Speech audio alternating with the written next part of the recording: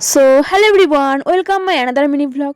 তো চলো আজকে তোমাদের সঙ্গে একটা নতুন এক্সপিরিয়েন্স শেয়ার করা যায়। তো 5ই ডিসেম্বর ছিল হচ্ছে আমার একটা কাজ। হ্যাঁ, তোমরা ঠিকই ধরেছো, সেদিন ছিল হচ্ছে আমার একটা ব্রাইড। যেহেতু এটা ফার্স্ট রিয়েল ব্রাইড ছিল, তাই একটু নার্ভাস ফিল হচ্ছিল আমার। আর এটা ছিল কিন্তু আমার স্কুল, যেখানে আমি পড়াশোনা করতাম। তো বেশ ভালো লাগছিল, অনেকদিন পর স্কুলের সামনে দিয়ে আসলাম।